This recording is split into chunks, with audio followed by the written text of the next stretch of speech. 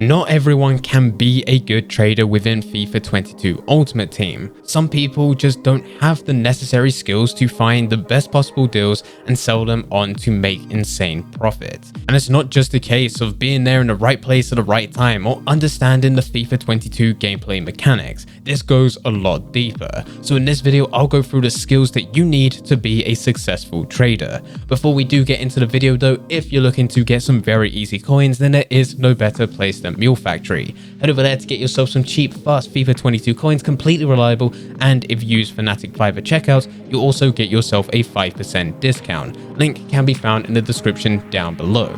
Getting back into the video, with the skills that we will be going through, you don't need to be an expert in all 5 of these areas. Really, if you could just be above average in one of them, you can leverage that skill to make coins within FIFA 22. The skills that you do have will decide in which types of trading methods that you should be focusing on. So if you are struggling to make coins right now, it might be because you're looking at a trading method that doesn't complement the skill that you are best known for. So let's actually go through the skills that you need. Firstly, you need to have patience, and this is the skill that I have more than anything else. I can be extremely patient because I know I've got all the time in the world to win any type of deal. It works well for me because I have the patience to sit there and wait for a trade to go down to the last 30 seconds, and that's the point in which I will place a bid. If I get outbidded, not a problem. I will wait until it goes down to the last couple of seconds while I place a bid again, and I can just keep this loop going forever,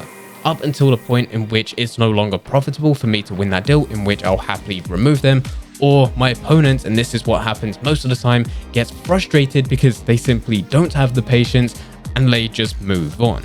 This is a key skill to have, whether it be bidding on players, sitting there sniping players, waiting for players to sell, or holding on players for weeks or months as investments. If you know you're a patient player, then the types of trading methods that you want to be looking at are the likes of those which require you to bid on players. If you're willing to go through the process of what I go through, where I do wait for the last 30 seconds, and if I get outbidded, I'll wait until the last couple of seconds, you could leverage this skill to frustrate other types of players. And you'll be surprised in the amount of amazing deals that you will be able to win. It's also worth, with this type of skill, to look at different types of investments, more specifically the Team of the Week investment, where you can buy into Team of the Week players on a weekly basis, hold them for weeks or even months until you sell them on for a pretty decent amount of profit. We're in this for the long term because we have that skill of being patient.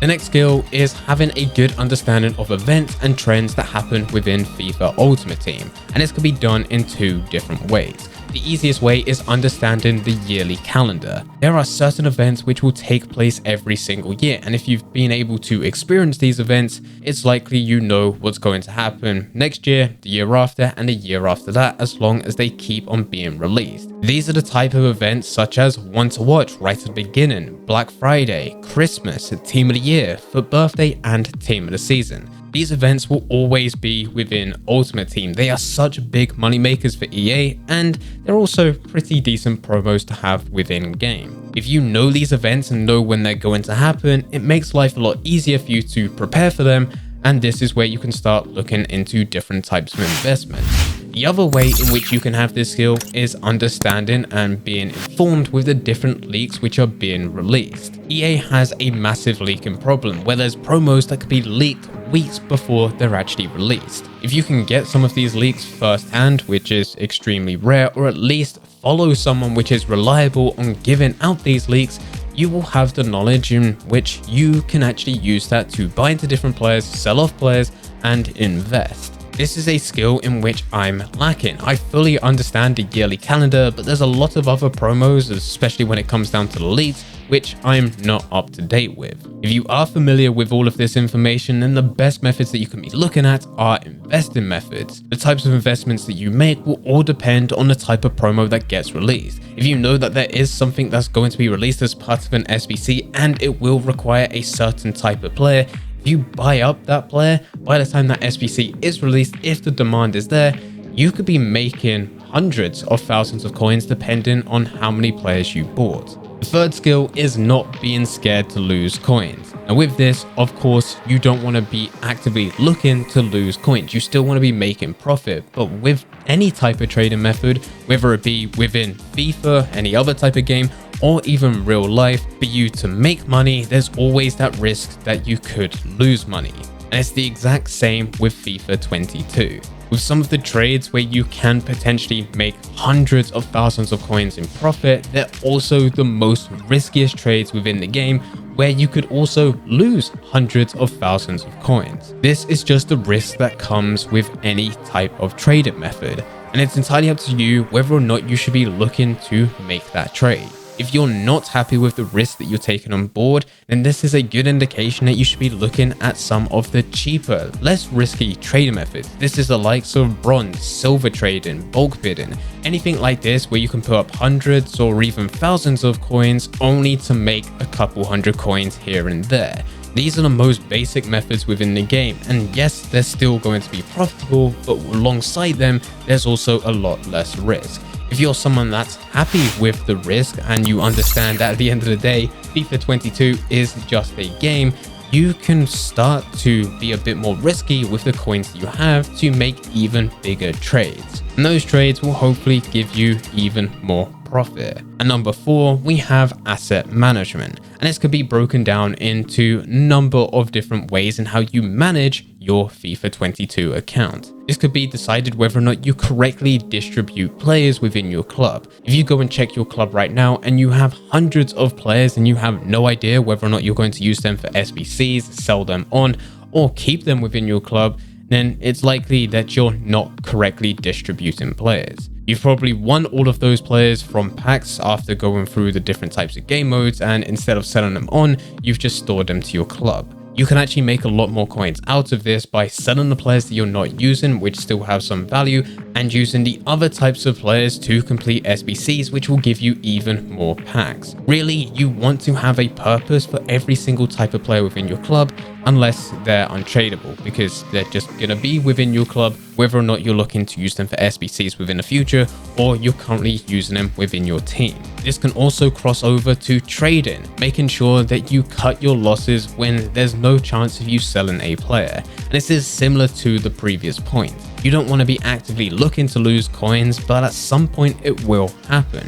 If you did buy a player which was originally a great deal, but the market has since dropped, and now you're no longer the cheapest listed on the market, and it's been a couple weeks and it doesn't look like they're going to sell anytime soon, it's likely that this is the time that you should reduce that player's price, cut your losses, sell that player on, and get back to doing what you was doing originally, which was trading and build that coin balance up, rather than just keep on relisting, hoping and praying for that player to sell on, because it's unlikely that it will happen. You also want to make sure that you're not putting too many coins into just one type of player, whether this be a player that you're going to be using within your team, or whether it be a trade.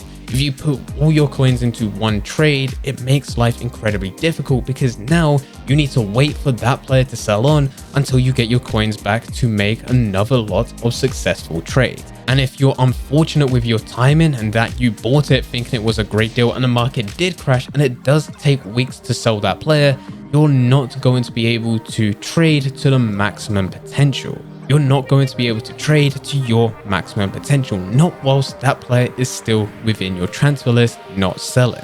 It's also the same if you put all your coins into one player to use within your team. Yes, it might be nice to have them, but if the rest of your team is just not good, you're better off distributing those coins across 11 players to have a much more well-rounded team, or at least buy a player to improve your team but have a lot of coins left over for you to still trade so you can reach your maximum potential.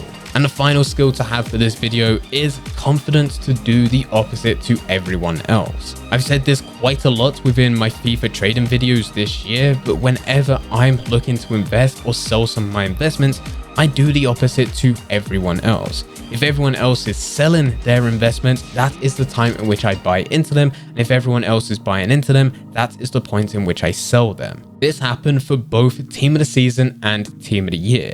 I was buying Team of the Week players weeks and even months before the release of both of these promos, but just a month before each of them, that is when other types of traders started telling their audience to look at Team of the Week players as investments. And as people started to buy into Team of the Week players, that's where they gradually increased. It wasn't until a week before both Team of the Year and Team of the Season, which is when I sold all of my Team of the Weeks. That is when it was at its highest point. And still, other players were looking to buy into them as investments. Once both Team of the Year and Team of the Season released, that is when everyone else sold off their Team of the Weeks, which forced the price down. And as everyone else was selling, that is also the point in which I was buying. And I bought them at the very bottom when they were around 10 to 15k and held them for weeks, some even months, for me to sell on again for the very next promo. If there is a lot of people talking about a specific type of trader method, a sniping filter or investment,